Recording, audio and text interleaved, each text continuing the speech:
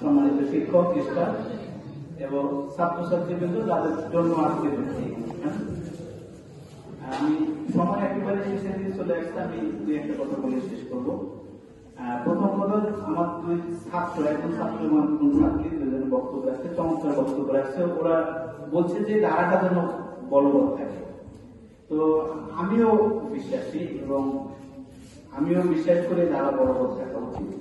আমি দায়িত্ব নেওয়ার পর থেকে চেষ্টা করেছি আমাদের একটাও ইভেন্ট যেন পাস, সরকার ঘোষিত যে যে ইভেন্ট গুলো আছে, কো কারিকুলাম অ্যাক্টিভিটিস, একটাও যেন বাদ না যায় এবং এখন পর্যন্ত মনে হয় একটাও বাদ যায় না।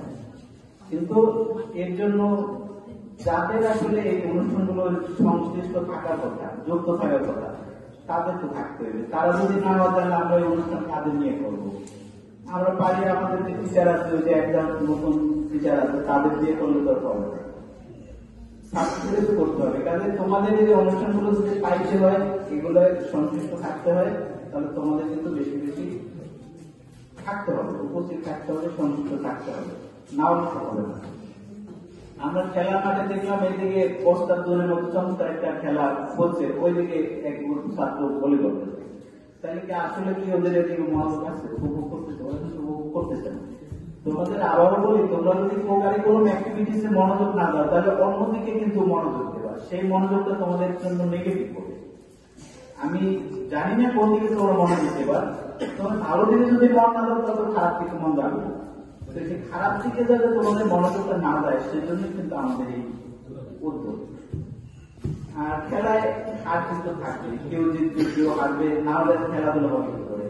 যারা পুরস্কার পাওনি, আমার মনে হয় এখানে যারা ম্যাক্সিমাম সবাই পুরস্কার পেয়েছে, যারা পাওনি তাদের জন্য উৎসাহ হলো, অনুপ্রেরণা হলো, আবার খেলা হবে, তখন ইনশাআল্লাহ পুরস্কার পাবার। যারা পেয়েছ তাদের জন্য অভিনন্দন।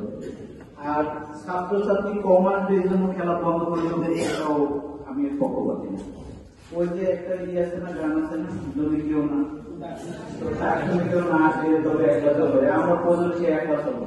তারপর কিন্তু আমাদের এই যে অনুষ্ঠান, আমাদের যে ইভেন্ট, এগুলো ইনশাআল্লাহ চালিয়ে যাব, এগুলো চলবে। অনুষ্ঠানটা সুন্দর এবং সফল করার জন্য সপ্তাহব্যাপী, একেবারে সপ্তাহব্যাপী আমার যে শিক্ষক, স্টাফ মানে কঠোর দায়িত্ব পালন করছে। বিশেষ করে আমার আসলে আদেশ বলা যায়, আমার আদেশ, আমার নির্দেশ বলি, আমার অনুরোধ বলি, এগুলো পালন করতে চাই, তারা এই কষ্ট করে করেছে। কয়েকজনের কথা এর ভিতরে না বললেন না, বিশেষ করে এই অনুসার, যাকে আমি সবসময় বলে থাকি যে প্রতিষ্ঠানের একটা চার্মিং পয়েন্ট।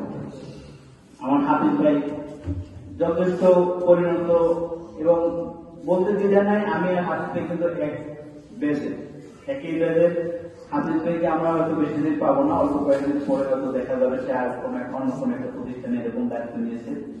আমার যে নন টিকিট সিআই মহোদয় অত্যন্ত মানে গুরুগম্ভীর এবং দায়িত্বশীল, উনি ঢাকায় বড় বড় প্রতিষ্ঠানে কাজ করেছেন, এখন আমাদের মধ্যে আছেন। আমরা ওনার কাছে নতুন নতুন বিষয় নিচ্ছি। নতুন যে শিক্ষক, চমৎকার একটা টিম পেয়েছে। আমার মনে হয় এই টিম দিয়ে সাগর জয় করা সম্ভব।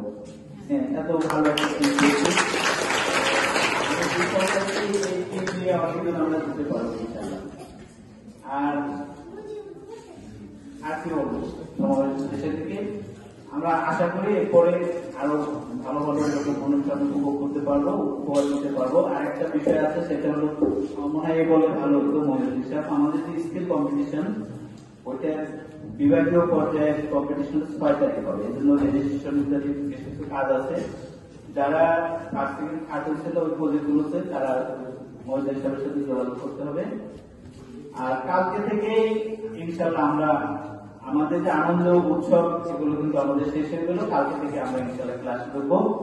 শিক্ষক স্টাফদের উদ্দেশ্যে আমার আলাদা একটা মেসেজ আছে, সেটা হলো আপনারা হয়তো ইতিমধ্যেই শুনেছেন বা নোটিশ পেয়েছেন যে সচিব মহোদয় আসবেন শুক্রবার। কালকে সচিব মহোদয় আসবে। সচিব কিন্তু আমাদের যে চাকরির ক্ষেত্রে সবচেয়ে বড় কর্মকর্তা কিন্তু সচিব। মন্ত্রী তারা কিন্তু আসলে কর্মকর্তা, তারা কিন্তু রাজনৈতিক ব্যক্তি, কিন্তু সবচেয়ে বড় কর্মকর্তা কিন্তু সচিব। সেই সবচেয়ে বড় যে আমাদের কর্মকর্তা, সেই আগামীকালকে আসবে পটুয়াখালীতে, 2 দিন থাকবে। তা আমরা আমাদের যে উপরে যে অর্পিত দায় দায়িত্ব, কোনো ক্রমের জন্য আমরা একটু কম না, যার উপরে অর্পিত দায়িত্ব বলার জন্য আরো বেশি করি।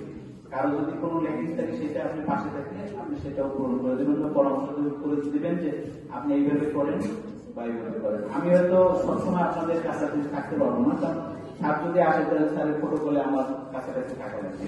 তো এই ক্ষেত্রে আপনাদের জ্ঞান, দায়িত্ববোধ, বুদ্ধিমত্তা সব কাটাইয়া আমরা যেন স্যারের দৃষ্টিতেই পড়ি, ভালো হিসাবে পজিটিভ দৃষ্টিতেই পড়ি যে না পটুয়াখালী পলিটেকনিক দক্ষিণ বাংলার শ্রেষ্ঠ কারিগরি বিদ্যাপীঠ, এই নামের জন্য আমরা পরিচিত হতে পারি। এই আশাবাদ ব্যক্ত করে আমার বক্তব্য শেষ করছি। আল্লাহ হাফেজ। ধন্যবাদ।